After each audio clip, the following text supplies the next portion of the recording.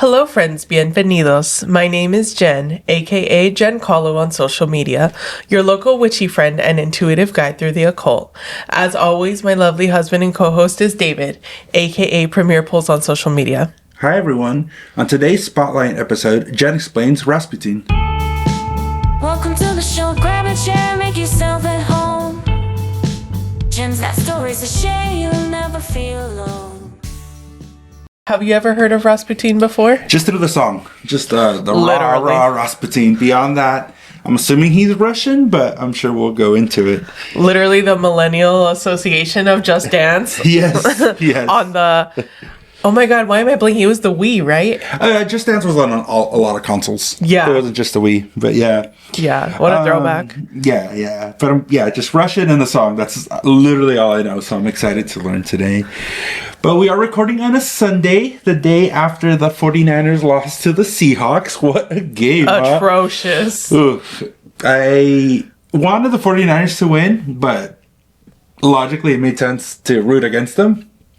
So I made $50. Really? Yeah, oh, okay. $50. So wow, you're a California hater. All right. Okay. $50 is $50. So all right. I had a little side bit going, so that was fun. But yeah, what a beatdown. Yeah. All right, so let's get into Rasputin. Yes, so we basically have heard his name first through that association of the Just Dance video game. However, the reason why we chose to talk about him is because when we schedule our topics, like we can't just come up with them randomly the day before. Like it takes a lot of work. We have a whole schedule for the year. And I was like, I wonder if any celebrities are born on this day that this is coming out. And Rasputin came up, and I was like, well, I know that he was a mystic, so it is on brand. So that's why we're doing this, because today, the day that this is published, is his birthday. Really? Yeah. Wow, that's awesome. This is like the second one we've kind of been able to, I think Ozzy was on near his birthday, right? And then kind of by association, occult lyrics, we did Ricky Martin's birthday. Yes. Oh. I'm trying to line them up. We're planning really well. Yeah, to honor or dishonor people's birthdays, depending on how you look at it. I guess we should also start. I don't know too much about Rasputin, but I was like, that's not Vlad the Impaler, right? I clarified that. And we've been talking about doing Vlad the Impaler because if I'm not mistaken, that's who Dracula's based on, right? So I got my people mixed up. Yeah. Where's Vlad? Is that in Transylvania? Is that a real place? Yeah, right? I think it is, but yeah, he's definitely someone that we need to cover. Yes. Just not today. We're soft launching it. Yeah, soft launch. So Rasputin was born January 21st, 1869. But before he was Gregory Rasputin, he was born Gregory Yefimovich Novick. I'm probably not pronouncing this correctly, but it was not Rasputin. Yes. He was born a Siberian peasant who would later acquire the surname Rasputin because it loosely translates to debauched one, or basically degenerate people. Because of his sexual promiscuity and heavy drinking. Nice. So Edgar Allan Poe. Yeah, basically. Wait, I'm looking at these dates. You have 1894 to 1917. That's when he was... No. So we'll talk about this. Yeah. So what year was he born? Do we know? He was born 1869. January 21st, 1869. So he made it to the 1900s? Yeah. So we could talk about his death. I could just look it up since we're talking about it. I have it later in the notes, but I'll just talk about it now. He died December 30th, 1916. And there are pictures of him. 1916? Yeah, if you Google him, you can see a pretty decent black and white picture of him. Wow. He died at 47 years old. But the reason why you see those dates, which I was going to get to later, he was famous for being a mystic and a faith healer who was associated with the last Tsar of Russia, Nicholas II. And Nicholas II's reign was from 1894 to 1917. Okay, so Rasputin wasn't a Kremlin or a political figure then? He was a political figure, but not with the current, as we know, like the USSR or the current politics of Russia. He was with the last Tsar. So Tsar translates to loosely like emperor or king. So it used to be a monarchy. Yeah, okay. So he was like, I guess for what you would call modern is like a consultant. Yeah. Okay. So to the king or to the monarchy. Crown, I guess. Yes. Yeah. We'll talk about how he weaseled his way in there. But I'm liking him already. yeah. But some historians believe that the reason why he, drank so much and was so promiscuous, and he also stole like a lot of stuff, is because he might have been in a fringe sect or a fringe religion where they believe that sin actually brings you closer to God, like experiencing sin. Yeah, he was definitely in some sort of interesting cult for Makes sure. Sense. I mean, it's like those people that say like if Jesus died for your sins and you're not sinning, then he died for nothing. Yeah, something like that. Yeah. So it's really interesting because when he was born, he, even as a little kid, was thought to have like powers or be a special kid because he just had that riz. Like he was just always a charismatic kid, and he always got away with it because like even with little things like petty stealing, they're just like, oh, that's just Gregory, like just being Gregory just being Gregory. So yeah, he had that charisma, he had that pull where people would excuse a lot. Some people get away with it. We just watched that movie, a Roofman, right? Where he was a burglar, but he was like the nice burglar. And like, I mean, he eventually got caught, but he would kind of have some of that charisma with him. Yeah.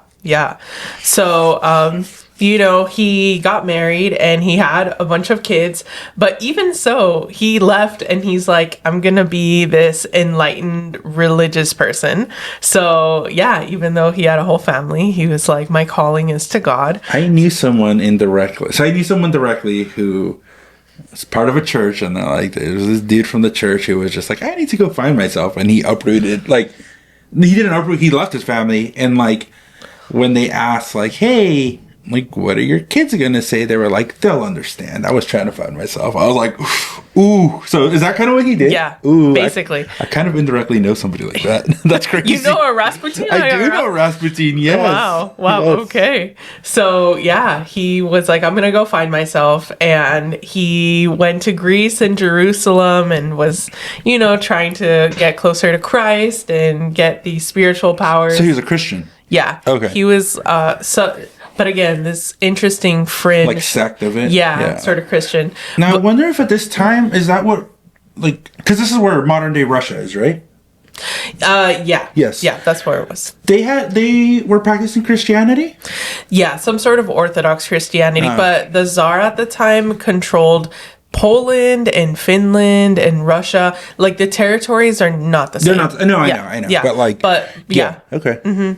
But basically, like, if you had to pin them to like what's the closest thing you could describe this person as, Christianity and Russian. Russia. Okay. Yeah. Got yeah. It. So while he did like his thing, his studies in Greece and Jerusalem, he gained a reputation for having healing powers and an ability to predict the future. Oh, yeah. Okay. So some people in history think that he really was like this amazing mystic with powers, and other people think he's just a charlatan. Yeah. You can make up your mind at the end of this episode, but we'll keep going.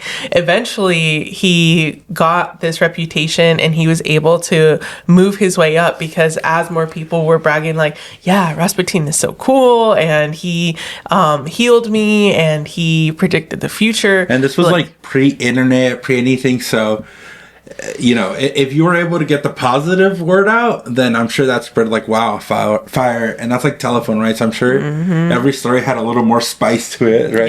Yeah. So eventually his reputation led him to St. Petersburg in 1903. And then 2 years later, so he got to like basically the capital. Yeah. And then people start talking. And eventually it's going to make its way back to the royals because they're going to know everything. Yeah. So in 1905... And I'm sure they want a tax cut. That's how it works, right? Like, okay, you can do your practice, but we need a little kickback. And low-key, that's still how it is today. Yeah. As someone that is doing this. Yeah. Anyway, that hasn't changed since 1800s. No. So yeah, in 1905, he was introduced to the royal family. And also this whole time, I forgot to mention, while he's like studying and becoming this enlightened one and harnessing his powers, he's still stealing. He's still sleeping with people. He's still in the debauchery. Yeah. Ugh. But people are still like, oh, that's just Gregory. Ha ha ha. Yeah. So that's some crazy social immunity he got there. Yeah. So the Tsar, Nicholas, and his wife, Alexandra, called him because they were like, okay, let's see if he really is all that people claim to be, because they had a sick son, Alexei, who suffered from hemophilia and he couldn't stop bleeding. So he was like really pale, already had hemophilia, which if you don't know, it's a disorder where the blood is unable to properly clot. So even like a paper cut is really dangerous because they just end up bleeding out. Yeah. There are different types of like hemophilia from my understanding. There are some where you just straight bleed out, or there are some where it's like it clots but it just takes longer. Yeah.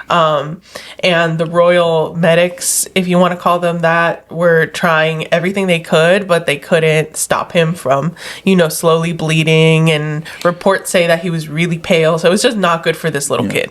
I can imagine too, like you talk about cutting, but I'm assuming this isn't like medical science, but somebody with maybe like an extreme case, even a bad bruise can like not heal, right? Yeah, because you're bleeding like under the skin. Yeah, I don't exactly know why this kid was bleeding out exactly. I couldn't find that, but he was just like not well.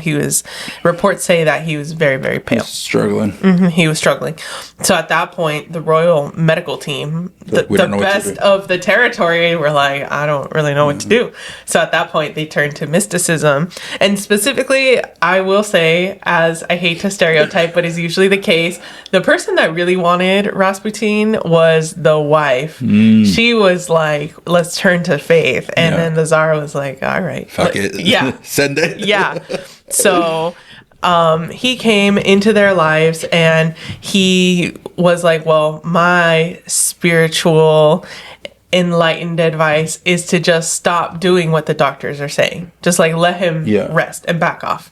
And they did. They stopped all the treatment. Like the doctors were no longer giving him the medicine and he got better. Wow. So because of that, people are saying that he's legit. He's legit. He passed the test and he cured the son's hemophilia.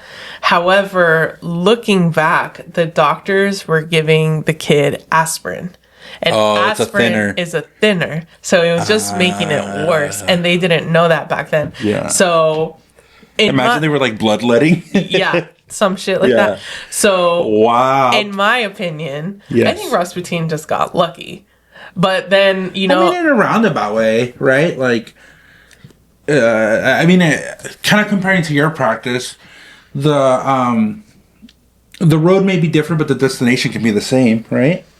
You think that he got like a magical download from spirit that was like stop the medicine? Or what do you mean by that? Yeah, like let's say you're giving a reading to somebody, right? And you're like, I don't know what this means, but the cards say like you should do like a genetic test or something. I don't know. And then like they find out that person finds out that they don't have anything, but like their kid does. Like, you know what I mean? It's like a roundabout way, but like the mysticism is the same, no? I was gonna say that's the second point. Like you could see it as he got lucky, that he had like a lucky guess, or maybe he did get a download. I don't know. No. Yeah. I don't believe in that. So my first reaction would be like he got lucky, but since you practice mysticism and we talk about mysticism, I don't think it's out of the realm of possibility that like that can be attributed to him, right? Yeah, very true. Very true. You're giving him a lot more grace than I would have. Really? Just because, I don't know. Well, I mean, that's kind of how I see it, right? Like, if somebody gets a reading from you and, like, it's happened that a lot of your clients, a lot of the stuff that you read for them comes true. Yeah. Does that mean you're a good mystic, or does that mean that you're lucky? I think you're a good people reader, personally. So I think that's where that's where your magic comes from. But kind of the same thing with this dude, no? Yeah. You're playing devil's advocate really well for him. But Okay, fuck him. No. I love it. I love it. Because that was going to be my second point. Like, you could be a hater like me and be like, he just got lucky. But isn't it? Well, this is where I'm surprised. Wouldn't you look internally? Because you've given messages and you're like, I have no fucking idea what this means. Like, this is for you and you can do with it what you want. And there's people who are like, I don't want to talk about it, but I know exactly what you're talking about, right? So, is that you getting lucky? Yeah, that's true. Yeah. No, you're right. You have powers, tremendous powers. Yeah. I don't know. I think just the whole, like... is it because he was sleeping around that you don't like? Not the sleeping around part, but, like, abandoning your family and, like, I don't know, stealing stuff. Like, to me, that's weird, but maybe he has a different path. Maybe that's how you actually get enlightened. Maybe go try. I was like, maybe I have to start stealing. Just kidding. On next week's episode. Jen explains no longer exists. She's in jail. And has a new family. Yeah. Poor Lucy. Oh, no, I would never leave my baby. But, which one? Anyways. But, with that, he won the royals' favor. So I would fucking hope so. Yeah, they were like, wow, you really saved my kid. So some people think that he was a silent ruler after that because he was whispering in the ear. He was in their ear being like, you should do this, you should do that. So because of that, a lot of nobles were not happy with Rasputin, and they were like, oh, this is really the puppet master and he's dangerous. Like, let's not Would you do work this. for an oligarch? I don't believe in oligarchy, so probably not. The money would be insane, though. The money might be insane, but anyway. So yeah, a lot of nobles were not happy. Something interesting that, again, because of like his charisma, his riz, and also he has very humble roots. He was sort of like a... For the people? For the people. No. And he reminds me a little bit of, kind of controversial, but Pablo Escobar, where it's like the government didn't like him, but the people did. Well, the U.S. government didn't like him. Yes. Let's be very specific here. Which government? Yes. The Colombian government, I think, was at some point... it didn't matter what Turn they a did. blind eye. No, it was more like we can either join him or get fucked. So, yeah. I see what you mean. Yeah. So when I was reading his story, he very much gave me like that vibe. Mm-hmm. Yeah. So including the booger sugar, or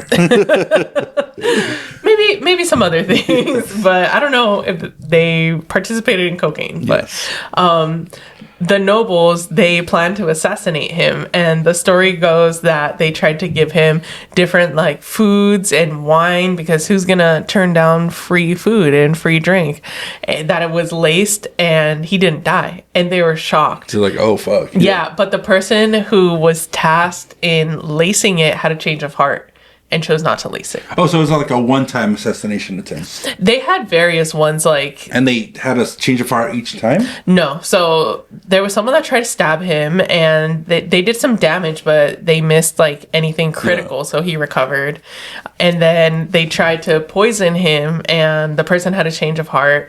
And then eventually they said, this is taking too long, and they started blasting. The Glocks came out? The guns came out, and the first one didn't hit anything critical, so he was able to, still live for a little bit, and eventually they shot him in the head. And that's so he's like a combination of Snow White and 50 Cent, essentially. Yeah. Right? Yeah, basically. Because isn't that what happened with Snow White? Like, the person who was tasked to murder her, like, had to change her heart? Yep. And then they shot him, and that... Yeah, that's what ended him. It's like man. Yeah, December 30th, 1916 is when, unfortunately, they finally did it, and they got your boy? Yeah, they got him. They threw him in the river. Pimped out? Yeah. And the legend says that even the bullet to the head didn't kill him. It was drowning in the river. But I think a bullet to the head might be pretty fatal. But anyway. They really... Okay, I wonder, though. I mean, I don't know. This is conjecture, but I feel like nobles wouldn't spend that much time unless there was, like, semi-concrete evidence saying, like, hey... yes, this person is influencing the crown. Mm-hmm. I don't think it'd just be off a whim, right? Yeah. Because, like, I think the backlash to getting found out, then the Tsar would be like, oh, hell no. And then, like, there'd be wrath to pay. So he must have really had some strong influence.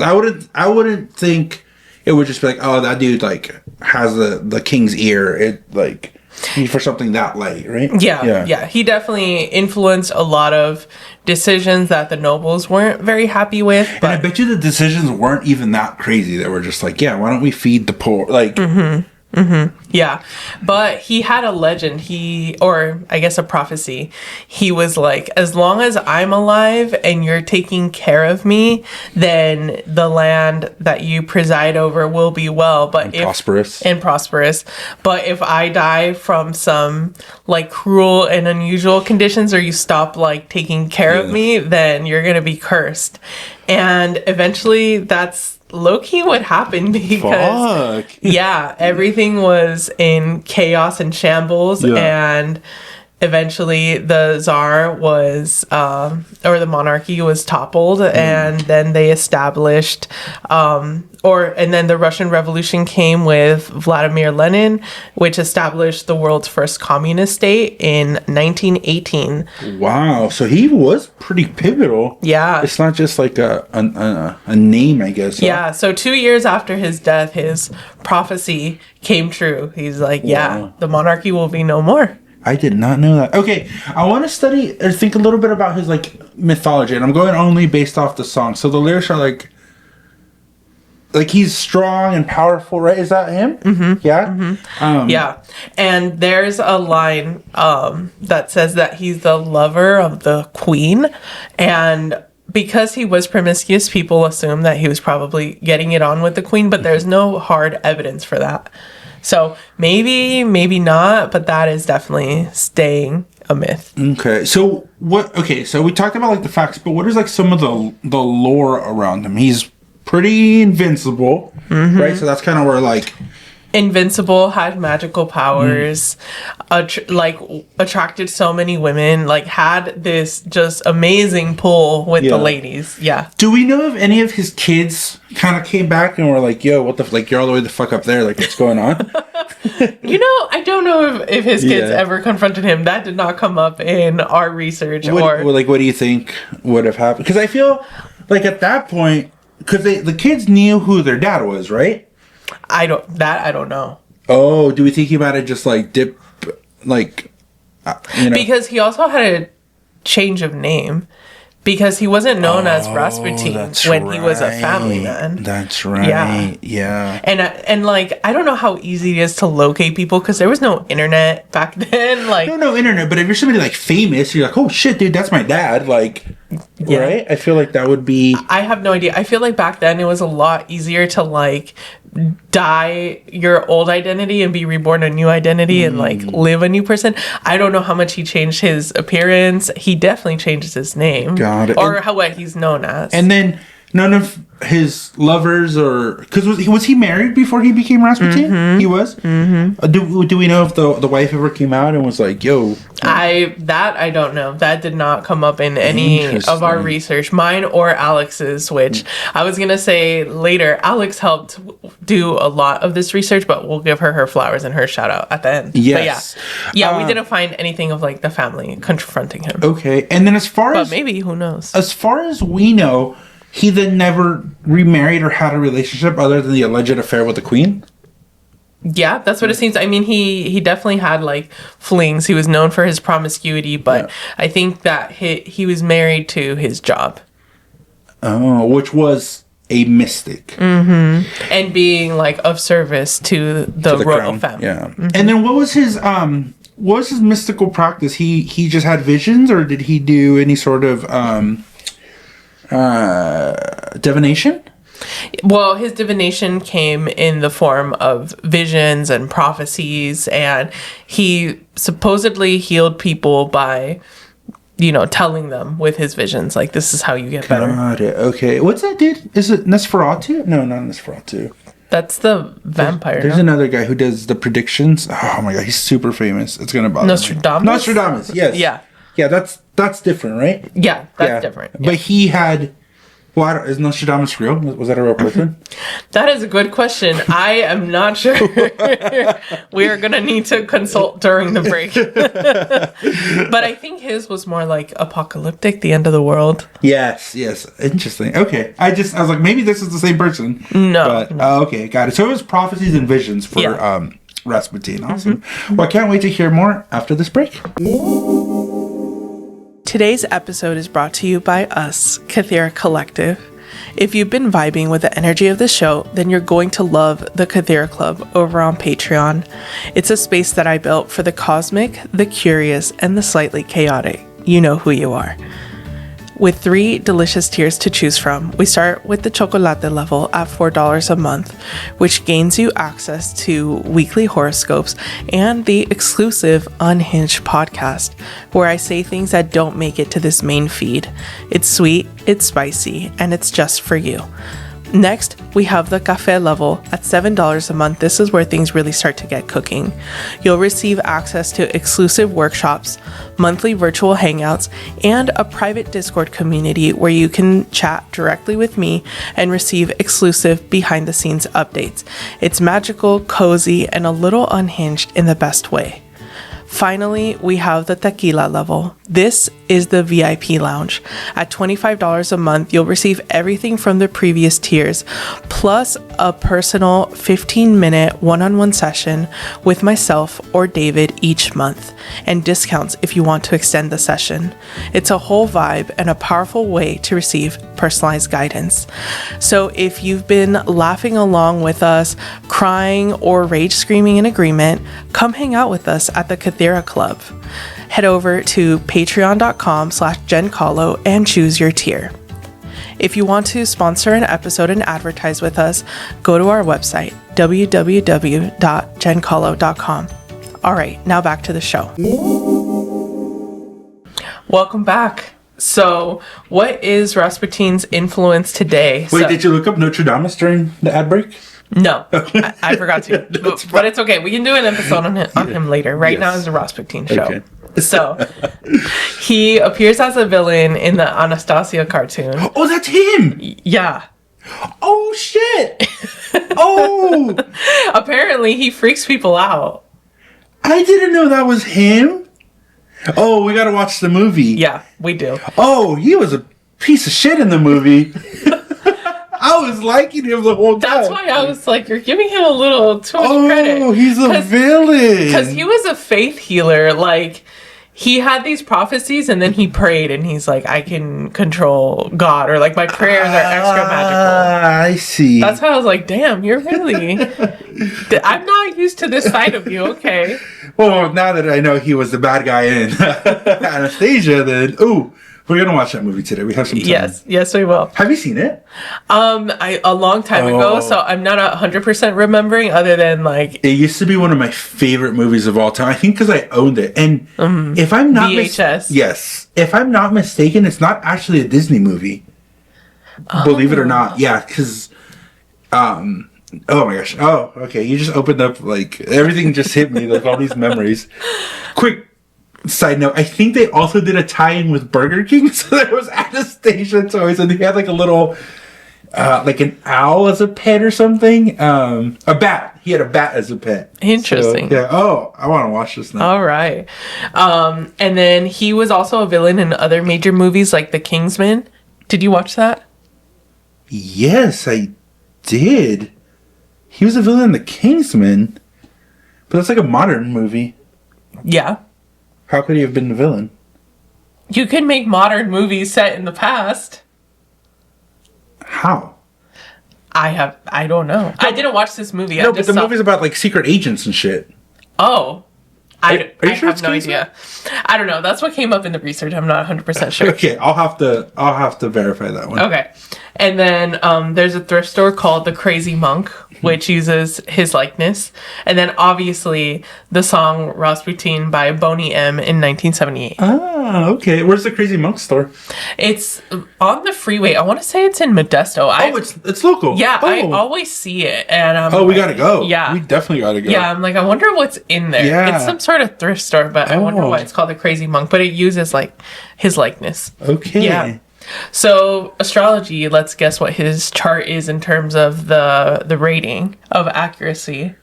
Well, I see it here. We have a double D. Yeah. Right? I wasn't sure if you saw it. We were going to guess. But yes, it is a double D, which is pretty bad. It's like we have just the day, but no inclination at the time. Not even like a guess of like he was born in the morning. Yeah. Nothing. So because we're unable to confirm like his... Which is crazy. I think that's still so pretty good. Having the day somebody was born. Right? Yeah. Like the time we're getting really to the nitty gritty. I have a coworker who doesn't exactly know the day that she was born. Yeah, that's not uncommon. That's not uncommon. Yeah.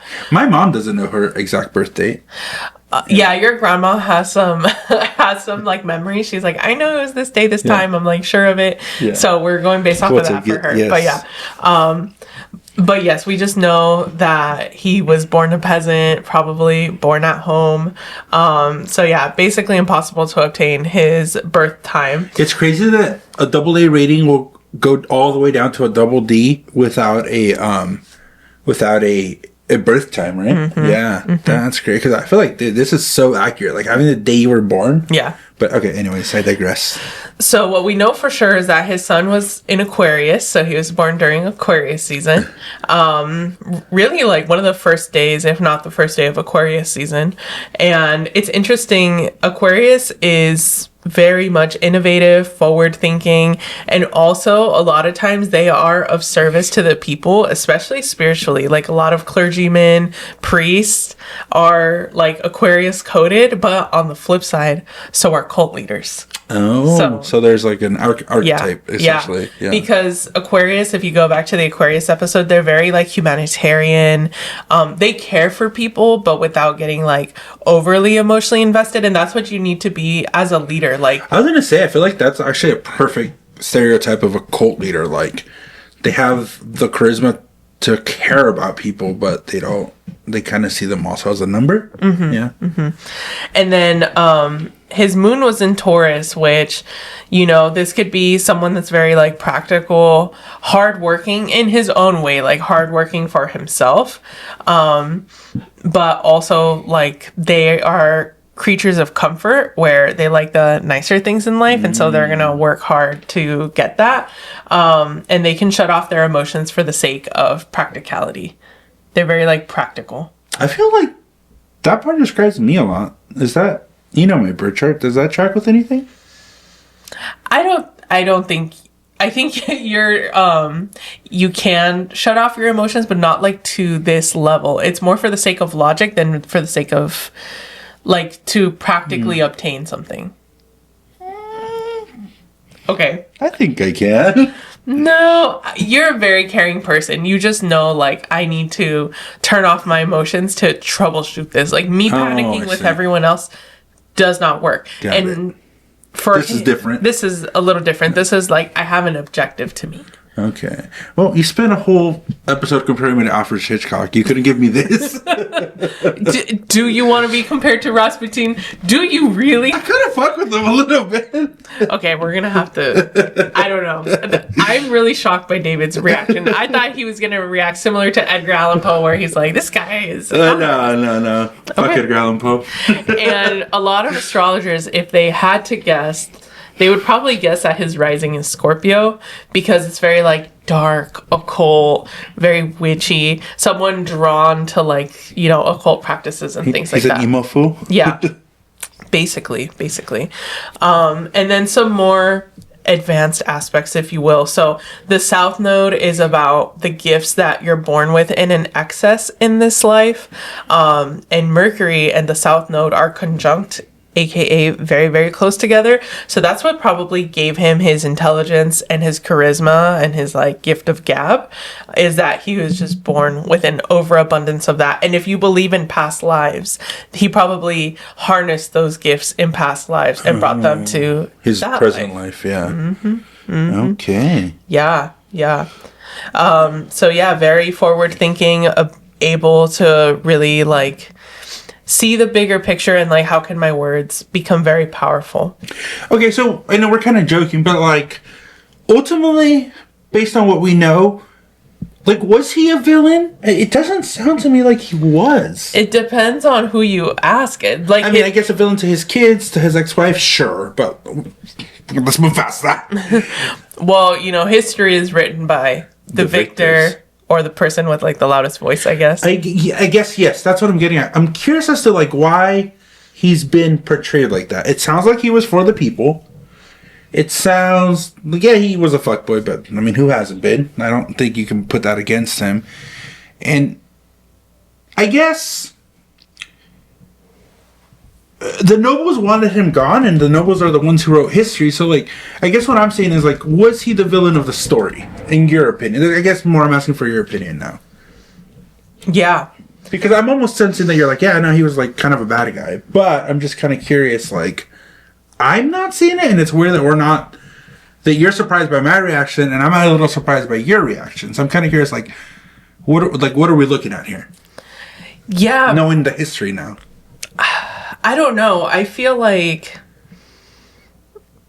I don't know. I'm not really maybe doing this episode justice, because like a lot of people are like, he's a piece of shit, and I just can't put two and two together, I guess, maybe like, enough for missing? You to... Yeah. No, I'm just saying, like, now I'm asking you, like, what was his big crime, I guess? Gaining power for himself and manipulating people's emotions to climb the social ladder. Okay, so the charlatan part. Mm-hmm. Got it. Okay.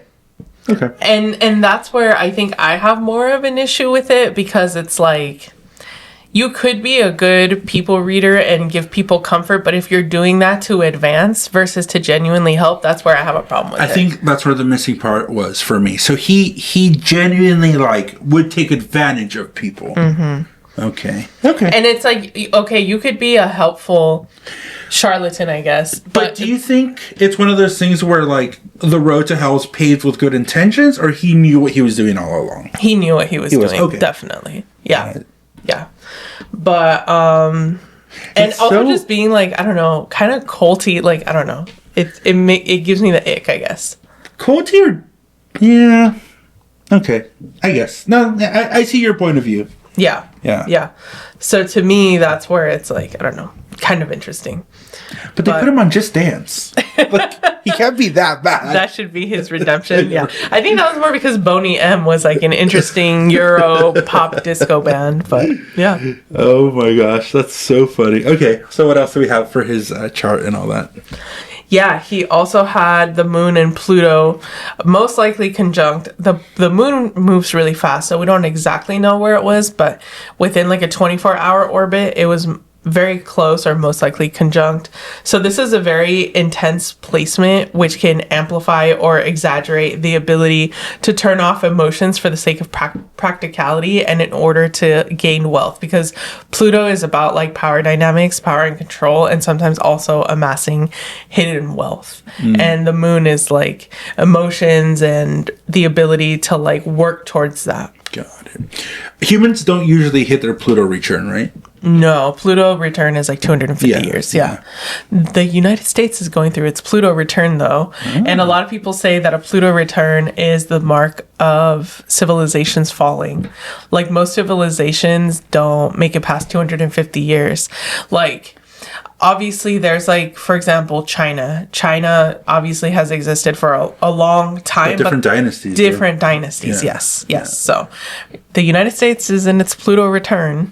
So it's in its Pluto era. Yeah, so that's we'll leave it very at that. Interesting. Yeah, we'll leave it at that. Yeah.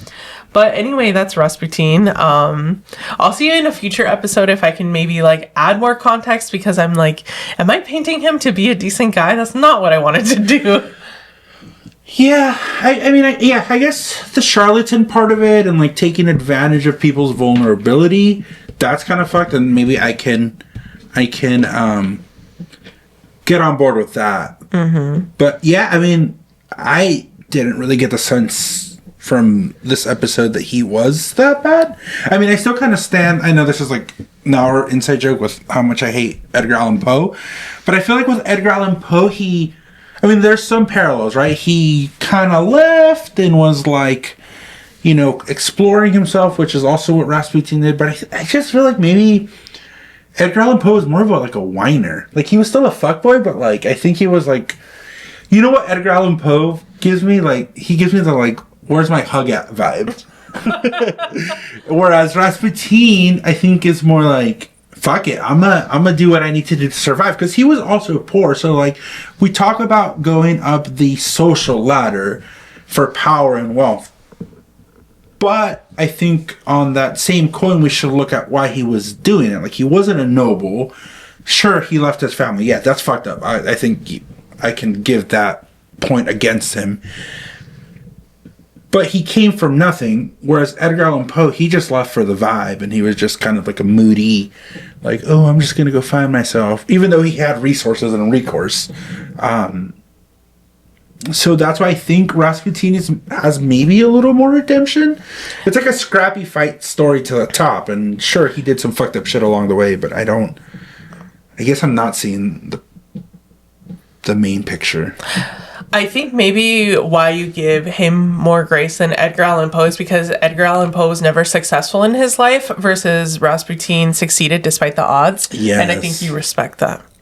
And he succeeded in his own way. Yeah. During the time he was alive.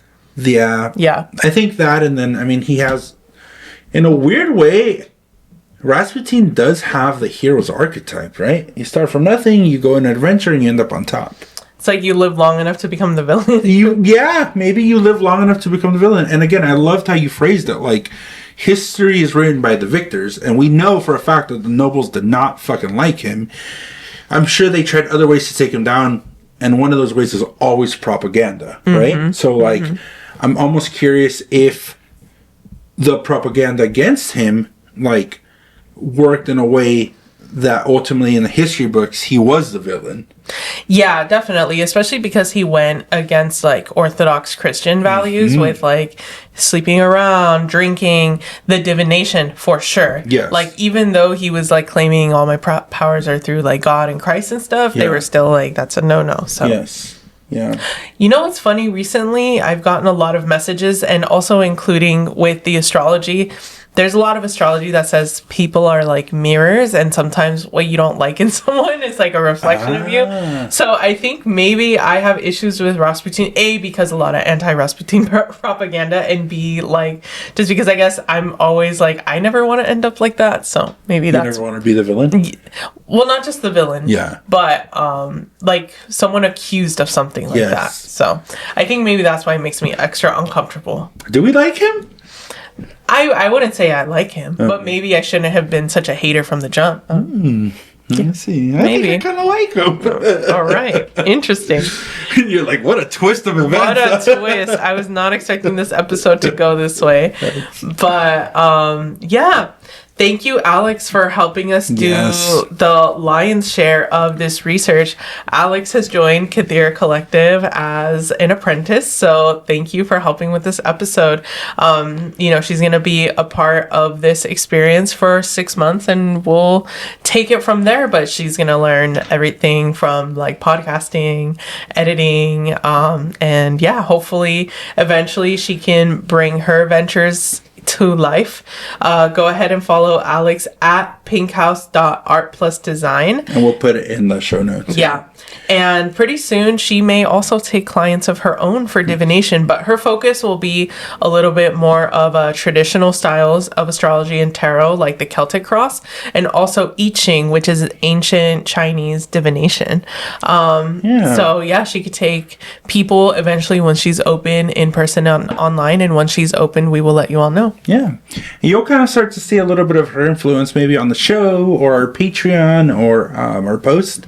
Like Jen said, she's taking an apprenticeship kind of / internship role, and it's a pretty new venture that we're all going on, and I'm really excited to see all the wonderful things that we can learn from each other. Yeah, definitely. Awesome. So shout out Alex, and hopefully you're enjoying the experience. Yeah. We have some comments from previous episodes. Yes. So Luna209 on Instagram about the birth charts episodes.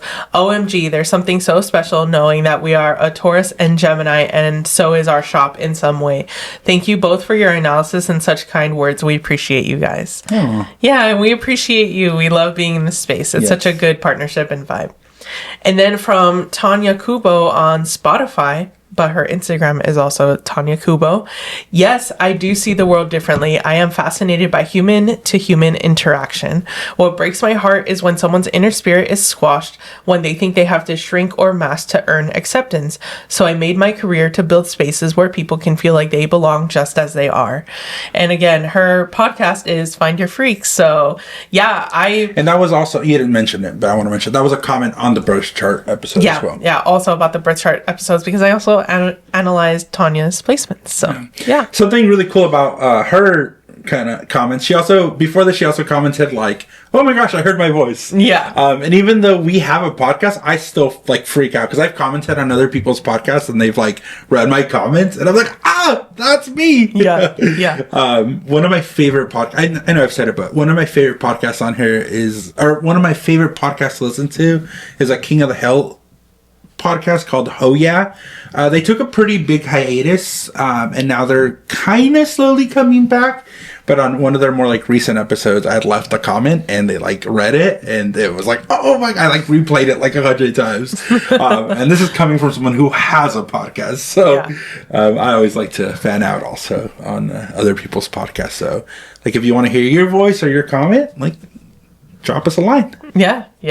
And then way back, the Edgar Allan Poe episode got a comment. Oh, perfect timing. Miranda Joyce on Spotify said, I'm having trouble picturing toddler Edgar Allan Poe. For sure. Yes. Yeah. Yes. The way they describe him, I'm like, huh? Same. No, same. Yeah. All right. His ghost is going to haunt us for how much shit. Yeah. Well, I talk about it. Yeah, probably. It's fine. So, yeah. That was Rasputin. What an interesting person and an interesting conversation between us. Yeah, what a great episode. Yeah. I really enjoyed it. I'm going to be fully transparent. I did not think I was going to enjoy this episode, but I really liked it. Well, get in touch with us on Instagram, TikTok, YouTube, Blue Sky at Jen Kahlo, or on Facebook as Kythera Collective and jenkahlo.com. And if you like this episode, rate it, give it 5 stars wherever you are, and share it with a friend who might also enjoy learning about Rasputin. Yes. All right, everyone. Well, thank you so much for watching today's episode. Remember, the magic within you makes the world a better place. Blessed be, and signing off. Bye.